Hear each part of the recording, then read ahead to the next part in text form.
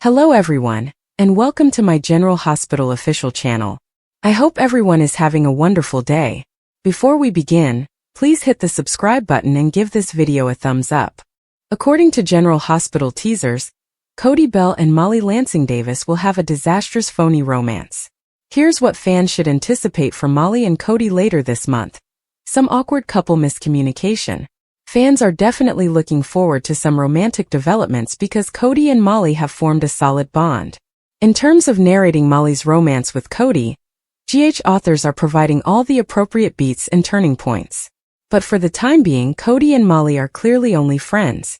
Because of this, when they are out together and there is some misunderstanding about whether or not they are a true relationship, things will become unpleasant. Is it possible that this mistake will occur on the nurse's ball red carpet? A reporter may believe Cody and Molly are a love match, and think they make a wonderful couple since it's simple to picture them together on camera. It is probable that Molly and Cody will attend the nurse's ball together in a platonic manner.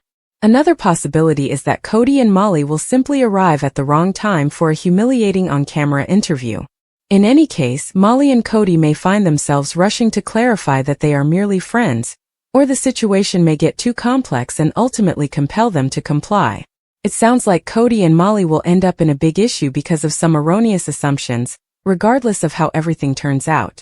Cody may eventually acknowledge that, despite the difficulty of the situation, he doesn't detest the prospect of dating Molly. The embarrassment might set the stage for the next part of their plot, as Cody might ask Molly out on a real date as a result. Keep checking back for more updates on Molly and Cody's relationship status, as they may make some changes in the future. What are your thoughts on Cody and Molly's current relationship? Do you think Molly and Cody will find a lasting relationship? We'll see if Cody and Molly make any predictions about their future together, because General Hospital spoilers indicate that they will have a lot to figure out following the developing drama of their fake romance.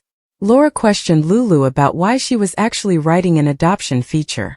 Laura didn't accept Lulu's justification, which was based on adoption statistics in America. "What does this topic have to do with you?" she inquired. "It's not my secret to tell. I am not even supposed to know this information," Lulu replied, trembling, to her mother. Laura became even more interested in what was happening as a result. She thought Lulu had discovered something. "Stumbled, snooped, stuck my nose where it doesn't belong," said Lulu. Finally, a sad Lulu discreetly offered her mother some news. "I have knowledge about a child who was given up for adoption, but not all the parties are aware. I'm in a position to change that," she stated. Lulu inquired as to whether it was her right to divulge the secret. It wasn't, and Laura had to explain that to her. "As your mother, I just feel I have to advise you against playing God with someone else's life," Laura responded. She urged her daughter to stand back and consider what it would have been like to decide to forego having a child. Laura mentioned the difficult decision she had to make when she left Nicholas with the Cassadines. "Imagine having your agency taken away. Imagine someone coming in and telling you, 'I know what's best for you and for your child.' I would hope that you would not take that position lightly," Laura said. Then Lulu got the greatest advice she could from Laura. "Choosing to expose someone else's secret or their truth. That is hubris," Laura responded. As Tracy read the article and watched the video of Drew's crazy night at the Savoy, she couldn't stop laughing. Thanks to Lulu, Drew is no longer Congressman Cutthroat. He is Congressman Cad. "I am sending that girl flowers right now. She is a national treasure," Tracy said. Brooke Lynn lost it in a flash. Before she stormed out of the solarium, she said, "Do you think you can go a day without an ode to the glories of Lulu because I can't take it anymore?" Tracy was perplexed as Chase chased after his wife. She questioned Gio. "Was it something I said?" Tracy declared that she would not let Brooke Lynn's outburst to spoil her day. She was pleased about Drew's news. "Did you see his meltdown? Or should I say hoedown?" Tracy questioned as she laughed wildly at her own joke.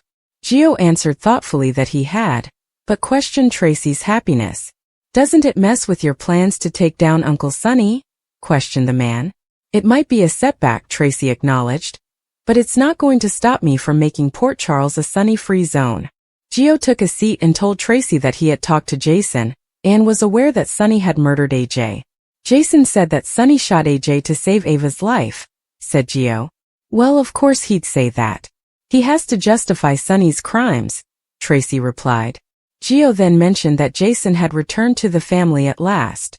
You're right about that, but it was a long road to get him here, Tracy said. The fact that Jason told Gio about Sunny and AJ impressed Tracy. Tracy's vision was different, Gio informed her. Tracy said, well, my version's the truth, impassively. Jason's perception is seen through the lens of too many years at Sunny's knee. The man that Jason is now is not the boy I knew. This man is largely Sunny's work, Tracy stated. Tracy told Gio that Jason possessed a lot of admirable qualities before to being mentored by Sunny. Gio, in her opinion, has the same wonderful traits. Outside the boathouse, Chase saw Brooke Lynn, who was still complaining about people, extolling the virtues of Lulu. Brooke Lynn also told her husband about the adoption story Lulu was working on. She is trying to drive me insane, and Chase, I think it's working, she stated. Chase believed that simply giving Dante the truth would put an end to the situation. Brooke Lynn acknowledged being tempted. When Brooke Lynn commented, I'm so tired of Lulu beating me up with the secret. She still feared upsetting her son's life, though. I respect Lulu's choices. I just wish she'd respect mine and leave me alone, Brooke Lynn said. Chase claimed he was going to speak with Lulu as he left. Dante reprimanded Danny and Rocco in Lulu's living room for abandoning the Q boathouse in disarray. There would be no woodchucks game if they didn't clean it, so Yuri was on his way to collect them. Chase arrived after the lads had left and requested Dante to deliver a message to Lulu. Chase remarked, you can tell her to back off my wife. Dante clarified that although Brooke Lynn and Lulu had a past, their hostility was innocuous and that he was unsure of the reason for Chase's ire. Additionally, Dante failed to comprehend how Chase and Brooke Lynn's desire to adopt was related to Lulu's adoption piece. Chase refused to give up. I am asking you as a friend. Get Lulu to back off Brooke Lynn. Will you do that? Dante responded. Lulu came home before he had a chance to respond. After leaving, Chase informed Lulu that he wanted to talk about Brooke Lynn. Therefore, they would not be attending the baseball game. Brooke Lynn apologized to Tracy for her previous outbursts back in the Q solarium. All Tracy needed was an explanation. You two are not teenagers anymore. And these petty jealousies are beneath you. So will you please tell me, my beloved granddaughter, whom I adore, why are you so threatened by Lulu? She inquired. Tracy made Lulu's case because Brooke Lynn wouldn't make hers. She could see why Brooke Lynn would threaten Lulu. You're a successful businesswoman. You have lots of talents. And you have a wonderful husband who is devoted to you.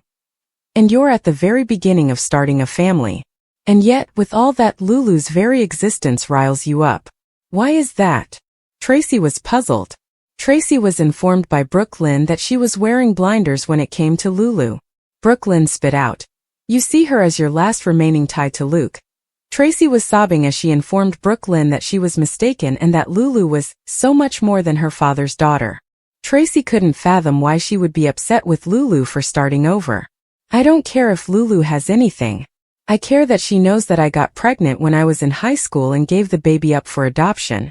I care that your precious Lulu has been holding that fact over my head and threatening to blow my life up, Brooke Lynn said to a surprised Tracy. Danny shared a secret with Rocco while they cleaned up down at the boathouse. He had no intention of attending the baseball game. He had a PCU bonfire to attend. They were still in high school, so it gave Rocco anxiety. Danny was unconcerned. Come on, man. Let's you and me go and have some real fun, remarked Danny. When Dante called to cancel taking the boys to the game, Danny assumed it was fate. As Drew pounded on Nina's door, pleading for a conversation, Nina and Willow listened. At last, Willow agreed to let him in. At first, Drew could only say, "This has been a huge misunderstanding. According to Willow, I found you in our bedroom with a hooker." Willow knew he would never sleep with a prostitute, so Drew assumed that should be sufficient for her. "Does that sound like me? Does that sound like anything I would ever do?" asked the man. Willow wasn't certain. She answered, "I don't know who you are right now. I know what I saw. Right now I trust my eyes more than I trust you," Willow continued. Nina refused to leave the room when Drew requested her to. "You're national news," Nina reminded Drew. Then he turned to Willow and admitted that he had no memory of the previous evening. How convenient, Nina added, and Drew said he didn't recall anything after leaving his office. He said to Willow, "Don't you see? Something is wrong. None of this should be hard to remember, Drew. There is footage of you out partying with the same woman I found half naked in our bedroom this morning," Willow said. Drew claimed he didn't know her identity. Nina then interrupted to tell Drew that he was fortunate to have Willow talking to him. "You're just angry that she won't ignore what she saw in your bedroom with her own 2 eyes," Nina replied. Drew turned and pleaded with Willow. "I love you with all my heart. I'm just asking you to trust that," he declared. In order to get a blood test and demonstrate that something odd was happening, he pleaded with Willow to accompany him to GH. She consented, much to Nina's chagrin. Willow couldn't believe it. "You're asking me to trust you? That's all I've done. I have given up my entire life. My marriage. And because of you I may lose my kids," she said. Nina was terrified by that line, realizing she might have made a mistake. Willow then informed Drew that Michael was likely going to take her children away because he wouldn't let her visit Germany. Drew told Willow that he wouldn't let Michael do that while acting as though he was stunned and saddened by the news. "You keep saying that, but you can't stop it. Not after this. I risked everything to be with you because you promised that we were in this together. You promised to protect me and my children, but that was a lie," she yelled. Nina shouted for Drew to leave as she opened the door. With a final appeal, Drew glanced at Willow. "Have you ever known me to drink excessively or take any drug ever?" asked the man. When Willow refused, Drew pleaded with her to give him an opportunity to demonstrate that something wasn't quite right the previous evening. Trina requested a final moment with her boyfriend before Kai was rushed to surgery. Before the big event, she encouraged him. Kai was relieved that Trina finally agreed with his choice. Kai was finally taken to the operating room by Deanna. Emma and Joss waited for Kai's news at the hospital. Their goal was to provide Trina with moral support.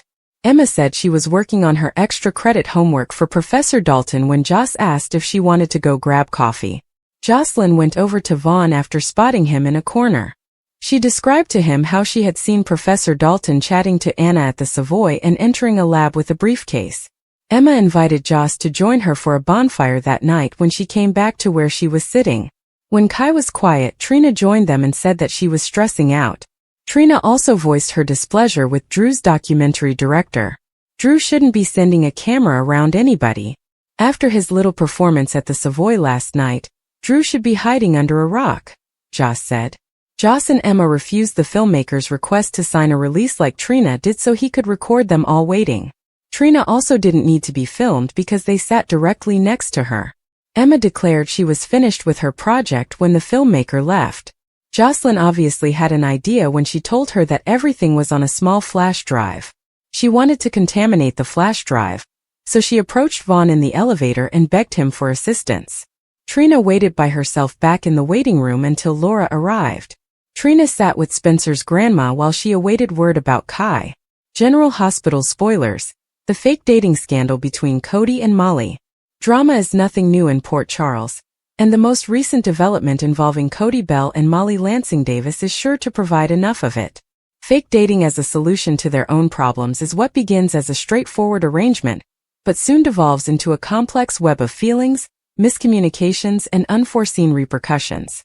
These two will learn that feigning love is far more difficult than they ever thought as they go through their made-up romance. Once again, Cody, the endearing but capricious troublemaker, finds himself in a difficult predicament. His choice to entice Molly into a phony relationship appears to be the ideal solution, at least on paper. Whether he's attempting to escape a former romantic partner, impress a possible business partner, or just cause trouble for his own entertainment.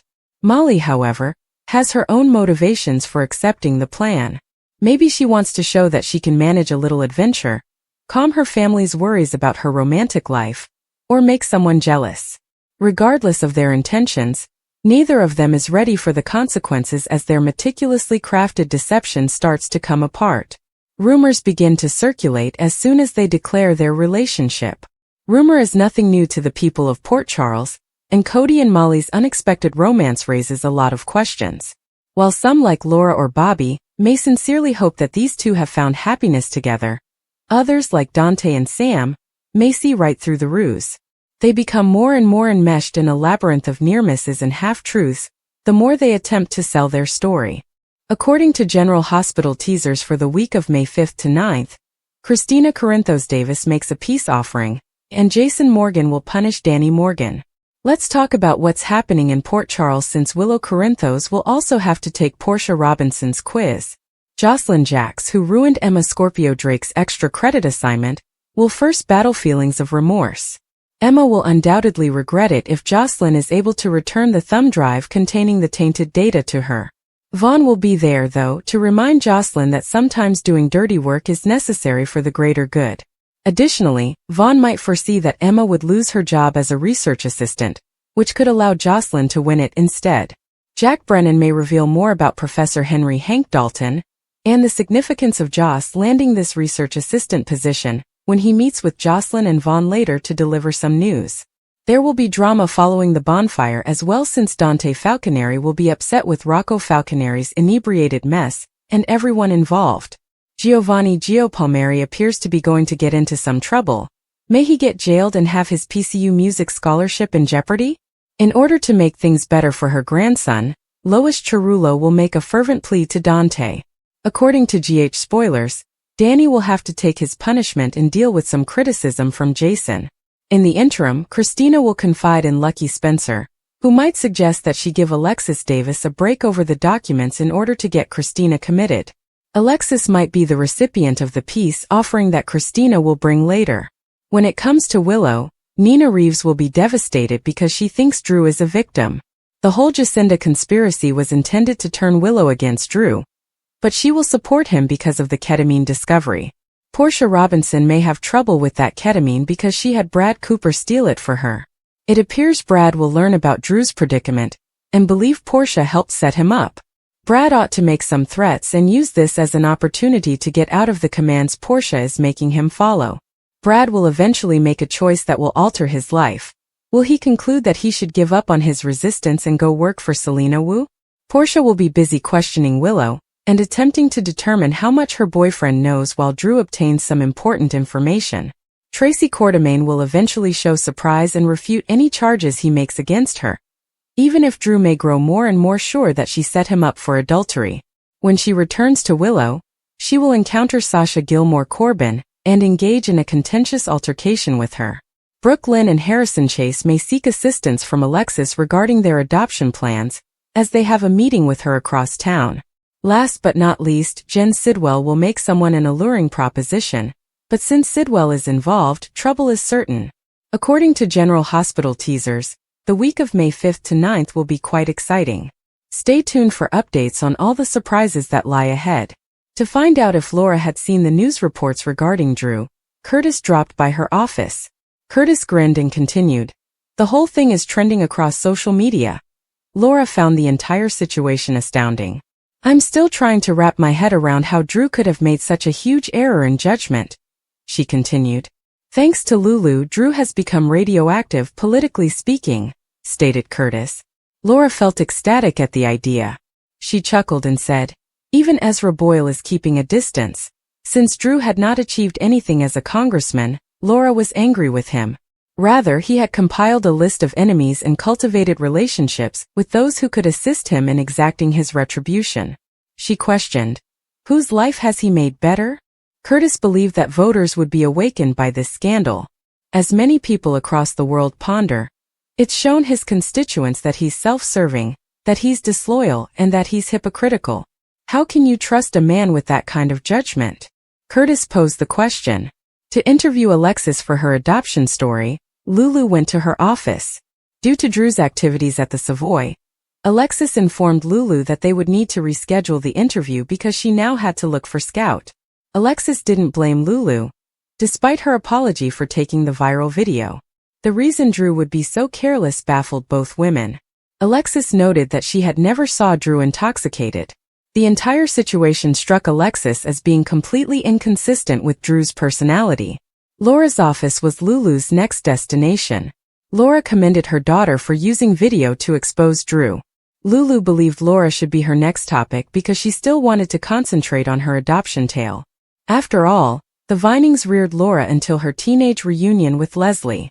Since she wasn't legally adopted, Laura felt awkward discussing it.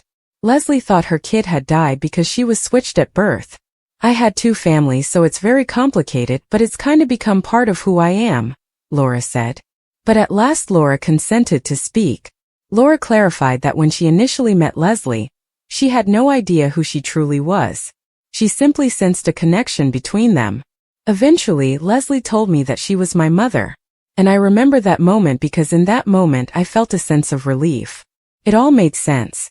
This ease that I felt with this woman and this connection that I had with this total stranger, Laura continued. Laura told Lulu the rest of her story, including how she joined a commune and fled her home at the age of 14. Laura claimed to have loved both of her moms and to have no regrets. Laura was also aware that Lulu was interested in more than simply her narrative. When Willow got home, she left a voicemail for Drew, explaining that she had entered through the garage because reporters were encamped outside. She was enraged to see a high-heeled shoe on the ground since it was definitely not hers. Drew was splayed over the bed by himself when Willow came upstairs and into the bedroom. Before long, Jacinda showed up sporting Drew's shirt. Jacinda questioned, "Didn't your mother teach you to knock?" "This is my bedroom," Willow informed the sex worker. "I'm sorry, honey. Drew said you were away. Otherwise, I would have never stayed over," Jacinda responded. "Don't be so hard on him, honey. Men need to let off some steam every now and then," she said as she was leaving. To wake Drew, a vengeful Willow smashed the door. He was shocked to see Willow, but even more shocked by the expression on her face. He inquired, "What happened?" Willow said, "Your date just left," and then she cried and fled the room. After dressing and pacing his living room, a bewildered Drew opened the door for reporters and Alexis. When Drew's ex-mother-in-law entered, she saw Drew standing in front of her, looking like a hot mess. He said, "Alexis, what is going on?" "I'll tell you what is going on. I am packing a bag for Scout and she's staying with me," Alexis said. "I refuse to allow my granddaughter to have to deal with the reporters," she said. Alexis provided Drew with video footage to answer his question about why reporters were present at all. Incredulous, Drew said he didn't recognize the woman in the video. In his own words, "I don't remember any of this." Drew said this was his first blackout, but Alexis knew what they were. "You've made a big old mess," Alexis remarked, persuading Drew to let her take Scout until, if at all, this situation was resolved. Drew discovered his phone and a bra beneath the couch when Alexis went to pack Scout's luggage. Nina was obviously feeling guilty as Portia continued to rave about how delightful it was to see Drew look foolish. Portia gleefully remarked, "I knew that something was going to happen, but it still blew me away." Nina was less joyful. "I was happier staying on the sidelines," she stated. All Nina could think about was Willow's emotions. Nina added, "She is going to be devastated by what she finds," with obvious distress. Nina said she still had the right to feel sorry for her daughter, even after Portia reminded her that this was also part of the plan. Nina was informed by Portia that a little pain now will save her a ton of misery down the road. As planned, Jacinda quickly showed up to update the women on the situation. Drew was unconscious when she brought him home. Although she slept on the couch downstairs, she staged the scenario to give the impression that she had sex with Drew. "Thanks to your itinerary, I made sure I was awake when Willow arrived," remarked Jacinda. Jacinda was given her money by Nina, who also instructed her to leave Port Charles immediately. Knowing it would be Willow, Nina braced herself as someone knocked on the door. Indeed, as soon as Nina opened the door, a frantic Willow collapsed into her mother's arms. As Willow talked about her awful homecoming, she was crying. When she learned that Drew was widely visible on social media, and that everyone was aware of his activities, she was astounded. Willow was startled when Nina pulled up her phone and played the body shot video. To Willow's horror, "Oh my God, that's the woman I found in my bedroom." Willow was determined to keep the children in the dark about what had transpired. She was concerned that 8-year-olds shouldn't have access to information that Wiley and Scout might discover on their phones. Willow thought there must be a reason to. Willow claimed that nothing about this fits with the man I know and love. Nina attempted talking sense into Willow's head. "It does seem that Drew has lost control. Has Drew been drinking more than usual lately?" Nina inquired. Drew might be a secret alcoholic, Willow thought. Willow's eyes grew wide as she questioned, "What if you're right and I've been blind to him this whole time?" At that moment, Drew started pounding on the door. Jack was sitting in Sonny's room when he woke up in California. Jack's assistance to Brick was appreciated by Sonny. Jack stated that he was only keeping an eye on Sonny until Jason arrived, and now he had, adding, "I just did a little cleaning up.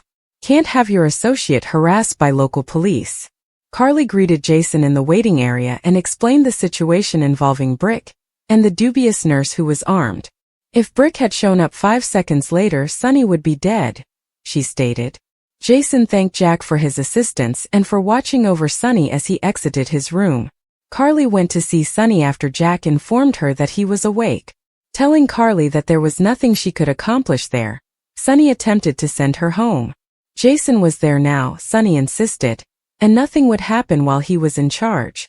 Sonny referred to Donna when he remarked, "Carly, I don't need you right now, but there's somebody who does." At last, Sonny persuaded Carly to go.